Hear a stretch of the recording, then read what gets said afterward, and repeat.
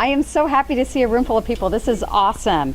I just want to welcome you to our last class for our summer series and introduce Vivian.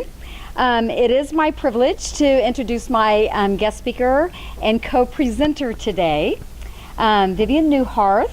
She has been a registered nurse for over 30 years. She began her career at Shawnee Mission Medical Center, which is where we met, and have worked together in some form or fashion ever since.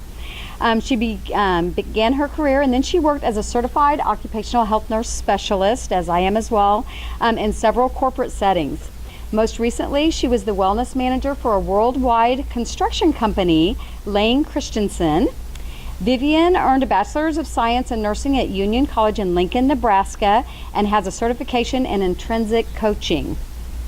She has been a lifestyle coach for over 15 years, helping people to set goals and find reasons and purpose to make changes. I believe that you will find that she is passionate about health education and nutrition, and she is also a very dear friend and colleague, and I am thrilled to have her here this afternoon.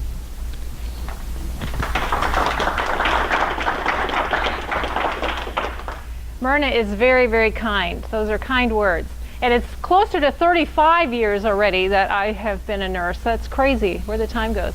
Well, today we are going to be talking about developing mindful eating. And mindful eating is the same as stress eating. And so I know you guys have been talking quite a bit about stress. So let's look at some of these slides and see here. The frontal lobe, you know, a lot of our decision making is done right here in the frontal lobe. We have different areas of our brain, but this is where we do our thinking. So when you look at these different animals, the brain of a cat is only 3.5% of its brain is the frontal lobe. The dog, 7%. Yes, your dogs have more reasoning capacity than your cats. And the chimps have about 17, but look how much of the brain of a human is frontal, 33 to 38%. And so what are we doing with this part of our brain as far as making decisions and making good choices? 3,500 extra calories makes 1 pound. That's what 1 pound looks like. And if anybody cares, that's what our focus is going to be there, but here is what 5 pounds looks like. Why don't you send that around so you get a real feel for it? And if you really care, you guys can meet. If you really care later, you can put on my 20-pound vest and see what that feels like. So, a lot of times people say, I'm carrying my own fat, but you can see what that extra is like. So, how much sugar does the average person consume per year? Does anybody want to just give a quick guess? You have 5 seconds. No guesses? 50 pounds. Okay, let's look and see. It says 150 to 170 pounds per year. Okay, I hear there's a lot of really smart people in this room. This is a 35-pound bag of dog food. How many bags would that take to make that 150 to 170? About 5-ish? Absolutely. About 5 bags like that is what the average person is consuming in sugar per year. Isn't that crazy? And where does it come from? Well, let's look and see. Our biggest contributor to weight gain, what does that look like? Soda. If you consume 1 can of soda per day, per year, you will have consumed approximately this 50 pounds of sugar. And when you look at like he said, the Coca-Cola, which by the way, the first bottle of Coke started in 1906. And if you look at the increase in sugar as the time went on, we started with about 5 teaspoons, and now, you know, we're up to, people drink several liters a day. So look at all the sugar. And if you say, oh, I drink diet soda, don't even get me started on that, because that's as poisonous to your body as regular soda. So trying to get away from those sodas is the best thing. Can you say this? I'm not bragging or anything, but I can still fit into my high school earrings. Now, can you say that? You know, we go back to sugar. Sugar activates the brain as does cocaine. Is that not interesting? If you look at here, it's more difficult for people to control their eating habits than narcotics. Per Dr. Nora, he's from the National Institute on Drug Abuse. So what is happening when we eat these sugary foods? It triggers something called dopamine. A dopamine release is given in our brain just like when you take cocaine in. Wow, no wonder if I offer you a hot fudge sundae versus a stick of celery, what are you going to pick? Yeah, it's like what is being triggered in the brain. And is sugar addictive? Oh my, it's everywhere. Even eating small amounts of sugar creates a desire for more. You don't want just one Oreo cookie. You want the whole bag of Oreo cookies. And so this is so true. Help, help. Rewiring of the brain. Scientific evidence shows that repeated exposure to large amounts of palatable, which is food or drink that's pleasant to taste, can alter the brain similar to addictive drugs, which we just talked about, essentially rewiring the brain to promote compulsive consumption and loss of control. You know, these studies are a little bit older, but this stuff does not change. This is going to be the same yesterday as it will be in 10 years. That's what's going on in the brain. And so how many calories do we need per day? You know, it's going to be very much activity dependent. But for the 20-year-old average person, around 2,000 calories. You get to be 30, you only need about 1,900 calories. You get to be 40, about 1,800 calories. You get to be 90, you don't need to eat. No, just kidding, just kidding. So it really, you know, our calorie content goes down, but as we get older, do we decrease our calories? Not at all.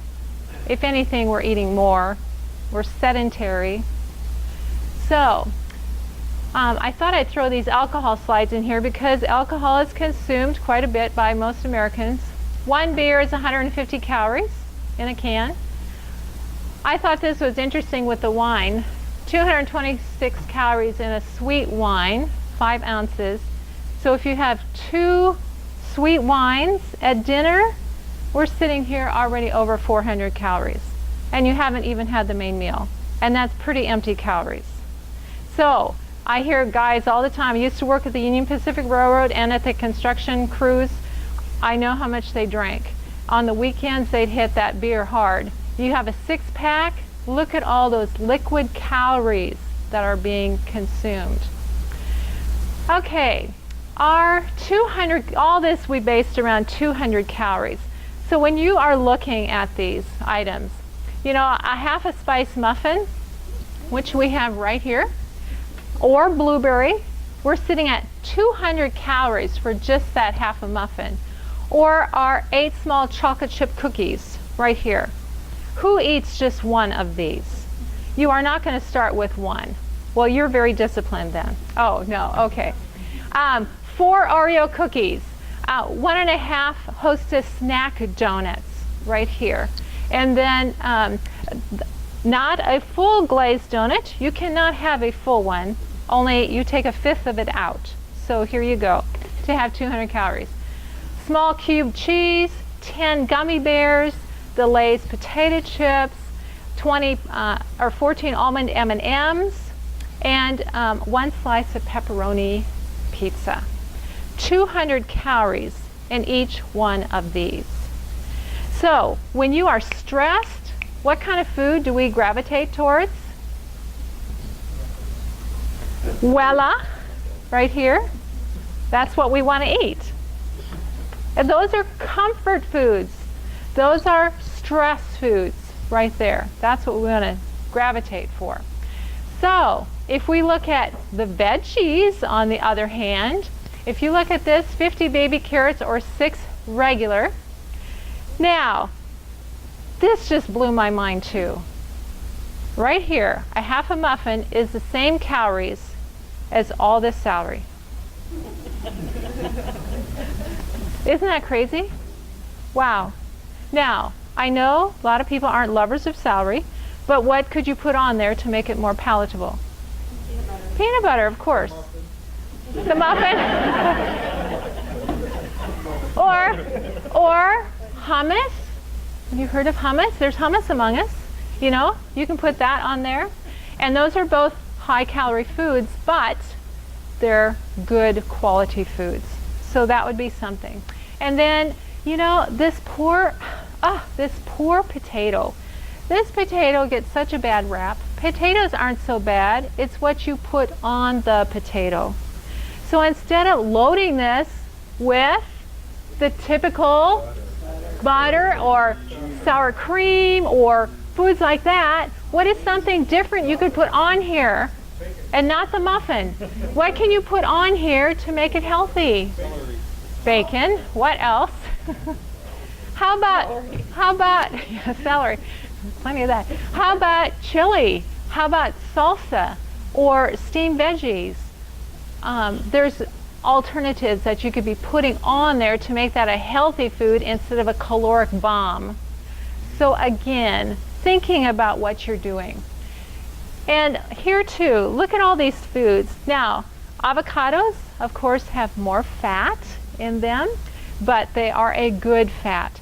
And I want to say real quick, when you eat foods like this, the body is thinking, what is this?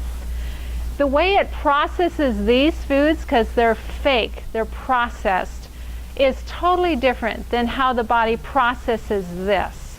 Because this is real food. So it digests these much more efficiently and much better than it does these, if that makes sense. So when we look at these items, 2 bananas, you need to have 40 cherries, 100 grapes, 4 peaches, 2 apples, 6 carrots. Now, after you get done eating 4 peaches, how full are you going to be? You know, that's only 200 calories. Have you tried to eat 6 carrots? If you're hungry for a snack, you know, one stalk of celery is 1 calorie, okay? So you'd have to eat a lot of celery before you get in your, you know, calorie content. So when you want a snack for something, get a snack, this is your go-to food right over here. Stay away from these kinds of foods. And how to have success. Eat simple. Avoid processed foods. Try and stay away from this table. And if it came from a plant, eat it. But if it was made in a plant, be careful. Okay? And also, what are you consuming? Read the labels. What is going into your mouth? And keep healthy snacks accessible. Healthy snacks would be things like over yonder here, okay? Eating those kinds of foods. And success begins with what you place in your grocery cart. Remember, real food doesn't have or need a nutrition fact label. And so, the other thing is if it doesn't get in your grocery cart, it isn't going to get into your kitchen where it's going to be a temptation. So don't even let it hop in the grocery cart. So those would be great points to remember. So to eat is a necessity, but to eat intelligently is an art. Okay, Miss Myrna, what do you have to share?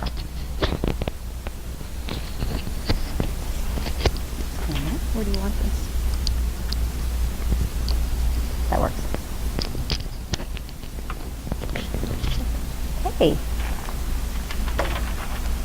All right, that is a hard act to follow, guys.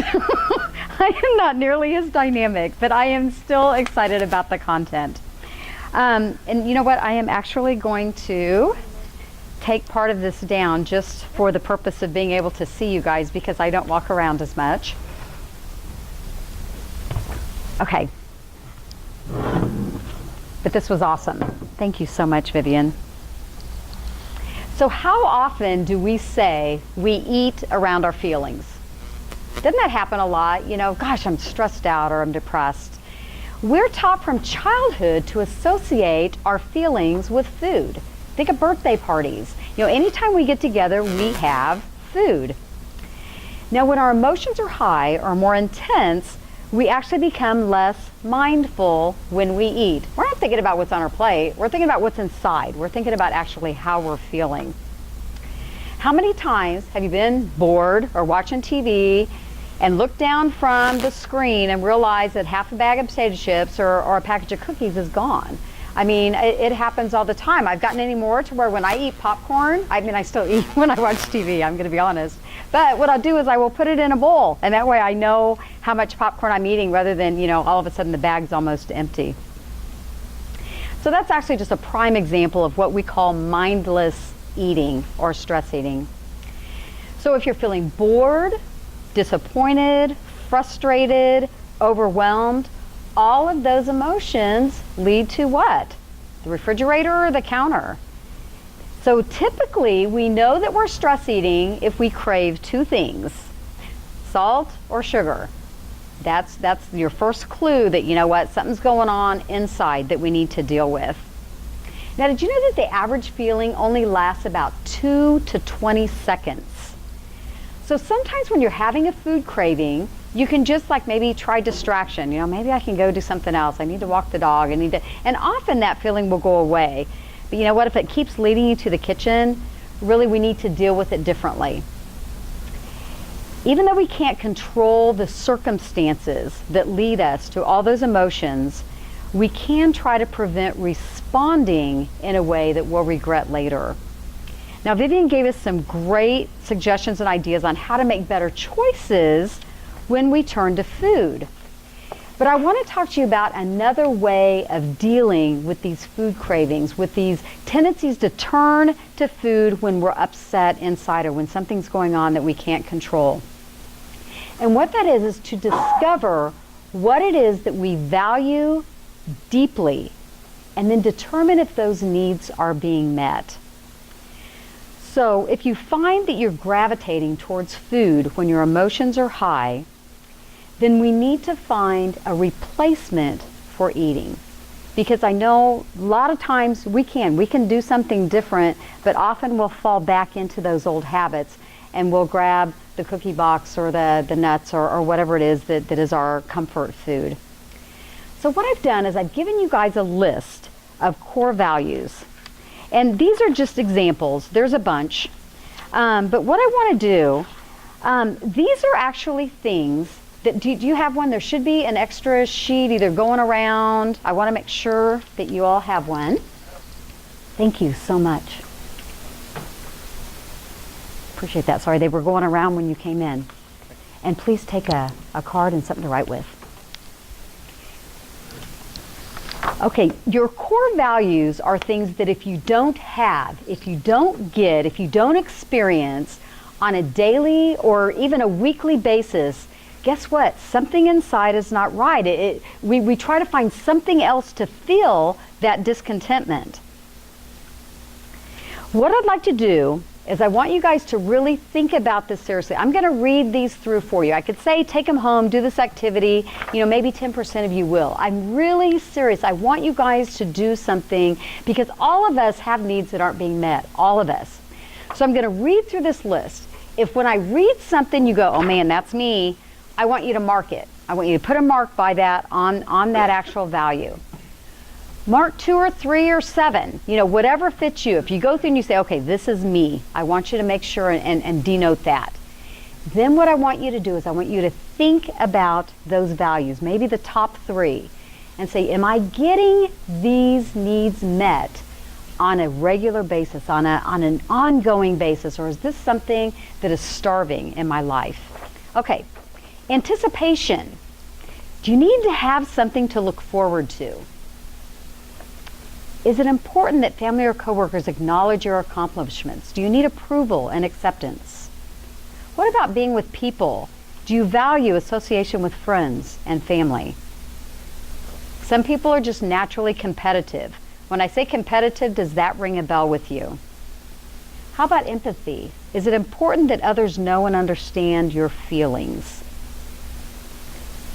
How about having a project? If a sense of accomplishment is important to you and brings you satisfaction, then that's a value that you have. Humor.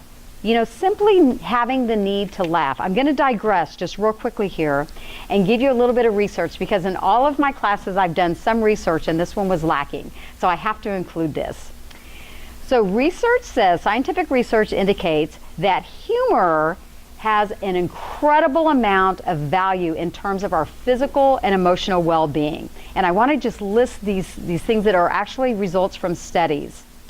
Laughing increases the heart rate, improves blood circulation, and it shows that the physical effects of laughter last 2 hours after the laughing stops. And I'm talking belly laughing. You know, that good stuff when you go to a movie and, you know, tears are going down your face. I mean, it's the really good laughter. It lowers your blood pressure and actually improves your cardiovascular health. Laughter increases the body's level of T cells, which attack virus-infected cells. It boosts your immune system. Laughing works at least 5 different muscle groups throughout the body, and it improves muscle tone. Your body releases a shower of endorphins when you laugh. It makes you feel good. It's that runner's high and some of the other things that we talked about. A decrease in hormones that causes stress, that cortisol, that adrenaline, that stuff that's you know, suddenly getting, you know, put out when you realize that, you know, your refrigerator is quit working and, you know, your car needs to go in the shop and, you know, the paycheck doesn't come for 2 weeks. You know, all those stress hormones. Laughter tends to lower the actual level of those in your brain. Research has discovered that laughter changes brainwave activity. Again, when we were talking about meditation, we were talking about all of those things. Giving, altruism, the things that actually alter the things in your brain. Laughter does that same thing. Not only that, you burn calories. When you laugh, your body temperature increases and you actually burn more calories. It aids in digestion. Research indicates that laughing can stimulate enzymes that serve as natural laxatives. So that's a good thing. Helps relieve depression. It's amazing the amount of things that it does. Okay, so now that you guys want to make humor as one of your core values, okay, what about learning something new? Back to the list. For some, acquiring new information is just stimulating and exciting. Movement. Do you have a need for daily walking, exercise, sports? How about a need to do for others? I had meetings today and I talked to a lady today and she was telling me how she was just, you know, she was caring for her parents, and then when, you know, something else happened, she was over there and taking care of them. And I said, you know what, you are just a natural caregiver. For someone who has that need, if they don't have opportunity to fulfill that, there's going to be something lacking. Order and closure, and this is a big one. It can have a huge impact. If we're the kind of person that needs to have everything like just so, and we're in an office that's just a mess or we're in the middle of a remodel, I mean, that can definitely affect us in a negative way. How about personal time? Do you become irritable or impatient if you don't get that alone time, that time for yourself?